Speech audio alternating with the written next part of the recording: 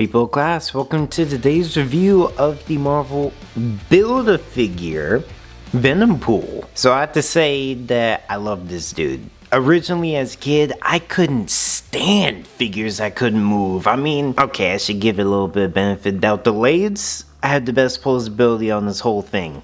The arms were where I was like, so you tell me I'm gonna get this big thing and then I'm kind of limited to that. So before I go into this video, I do want to say that this dude was a pre-owned. You will see multiple scratches, multiple, let's say little gleams, of course missing pieces, the paint is messed up, the figure creaks when it shouldn't creak, and it should creak even though it doesn't in parts. Just know that I got this dude for I think 60 bucks, which I know that was a bit of a ripoff, but this was my entrance into the Venom line. And the first thing I have to say about him is that he's worth it. There's a reason why Marvel literally reprinted and remade him as a complete figure instead of a Build-A-Figure. And to get a look at the figure itself, I have to say that it was one I wasn't expecting, because this is the old Build-A-Figure and it has been passed down I don't know how many times. Fortunately, there was a lot of dust, so I cleaned off. That's probably why there's some new scuff marks, I don't know. The hands, taking them out now, it's a little weird and loose, so it's like sometimes I feel like they're tight, sometimes they're not. Of course, he's missing an arm chain, which I don't get how that's possible, but it happened. And then the right foot, that thing was literally locked, of where I had to warm it up and then bend it a little bit, warm it up again, I think, probably not, and then just mess with it. So do you know that if you're going to get any big Marvel Legends figures or figures that have ratchet joints, if someone leaves them in a certain pose or manufacturing error, just know that they probably won't stand up the test of time. Especially the third-party figures, the ratcheting joints inside the body does not last that long. We're going from head to toe. I have to say that even though it's an old figure, like the other reason why I don't really like Marvel Rivals is, Marvel Legends, I hope I don't say that a lot this review, but is that the detail, like the painting application is great, but they're on the same body. But then when you come to Venom, especially Venompool, the actual fabric, the actual texture, the actual raised parts, muscular, it's not just a basic, oh, it's a big Build-A-Figure, so let's, you know, just slap him with a little bit of paint, add a couple more details. No, this is a whole new mold, and I like it. The only gripe I really have with this is that I wish he came with a regular face, or you could, of course, buy the extra figure in the line to get the extra face, because I get it, Venom always has his tongue out, but I also like it when, you know, Venom shuts up. That's just me. Anyways, looking at the other details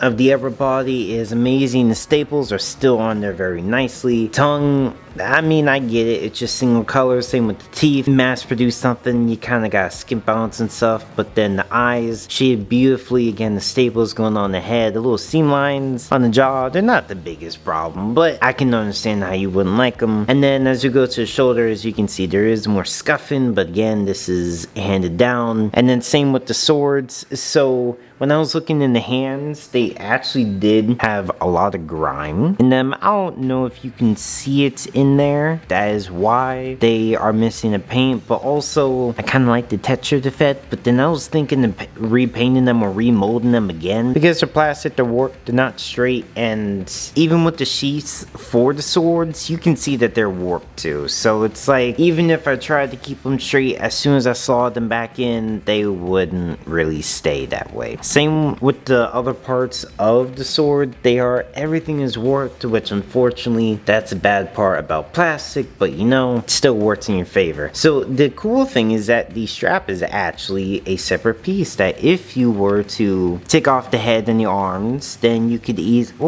shouldn't say easily, but you could slide it off, or if you just took the body at the rotation joint at the waist, you could. But I don't know, I kind of like it, but if you want to detail it, I do get it. I would do it too. Beautiful thing is that actually trying to wear a side leg pouch, these things don't stay. So this thing is molded on, and if you see any glistening, those are the points of where I had to do joint tightener. So the joints are very, very good now, but let's say that I didn't do this dude couldn't stand, just to put it plainly. Then with the added on wrist chains, they don't have any painting, but the sculpting is very nice.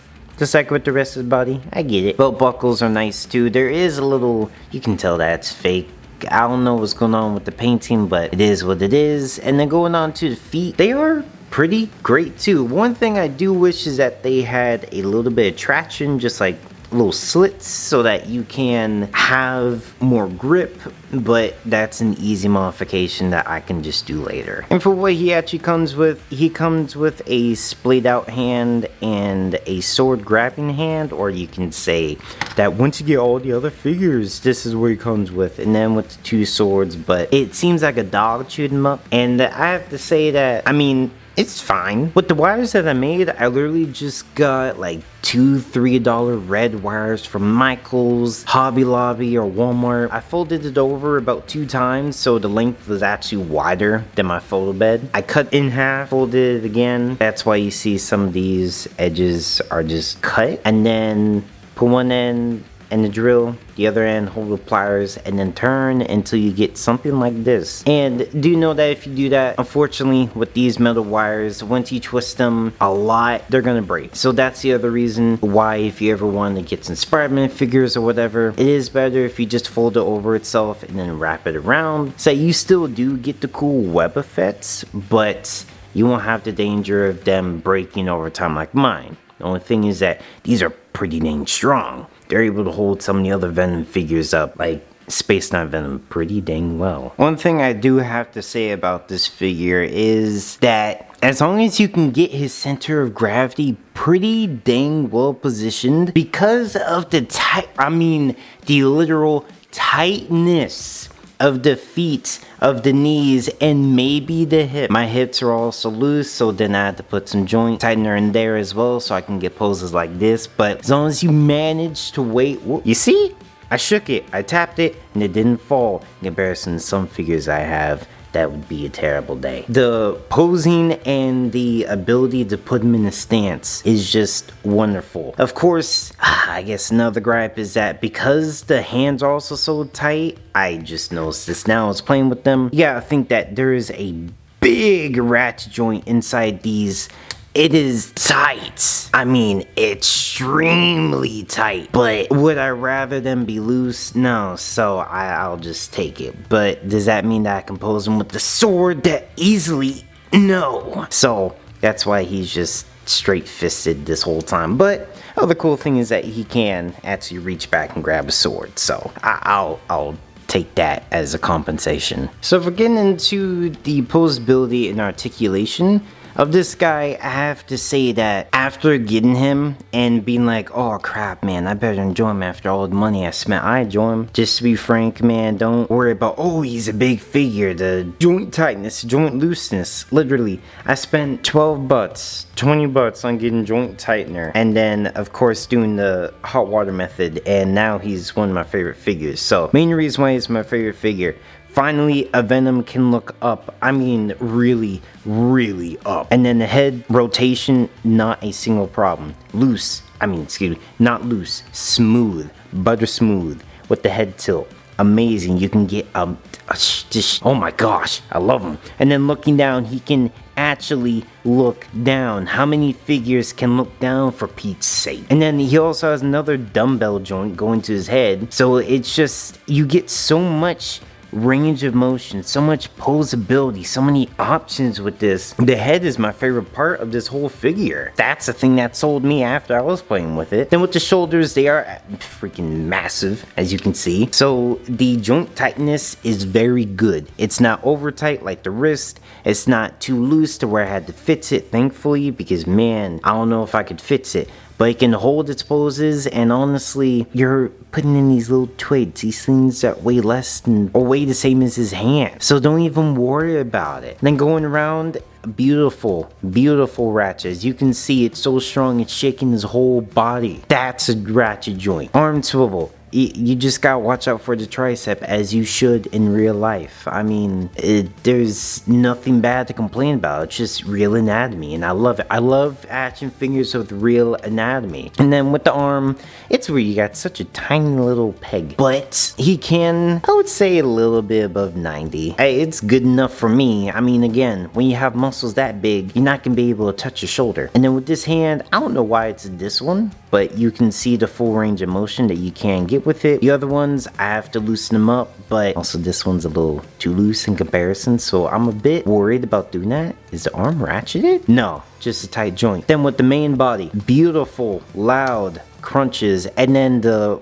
hard plastic does actually support it just a tiny bit. So if your waist was a little bit too weak, and then you put this on, you can have a little bit of support, but of course, as you know, you play with plastic and bend it, it's going to crease, warp, and everything, then it's not going to be that strong or look that good. So do be careful. Then with the rotation, you do get a full rotation. I did have to use strengthening, as you can see there. So unfortunately, it's like the big weight bearing parts you will actually have to take care of and do stuff with. And with me, I didn't want to literally pull them apart because I did that on my Superior Iron Man, and now the joint gap is too big. So fortunately, I'm not going to do that anymore. Going forward with the leg kick, freaking stunning. How many figures can do this today with Marvel? Right, 90 Iron Man that I have, or that I see my dad own. That's the freaking joke about this. And then going out, he can't do the splits, but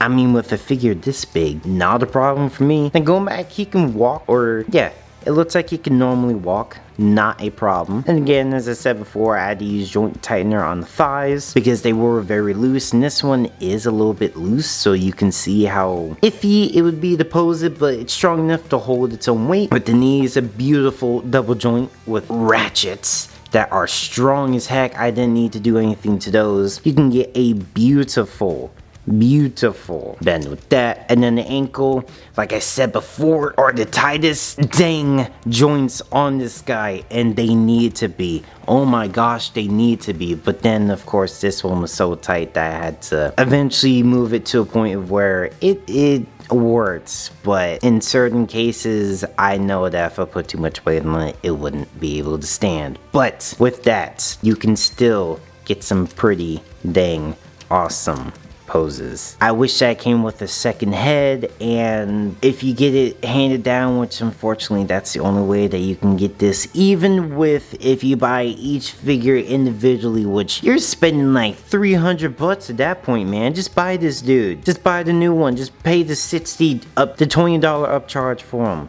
Not to say he's not worth the 300 bucks, but understanding that they literally just re-released them, get the new one. I understand that the old one is cool and then you can get the figures, but the price to buy the figures alone just isn't worth it. Just like with Spider. I'm trying to get her, but some people are asking 75 to 200 bucks for her. Like heck, I'm gonna do that. I love Penny Parker now, but that's a little too much. Anyways, thank you guys so much for watching. Hope you have a nice day. God bless, and I'll see you next time. Peace.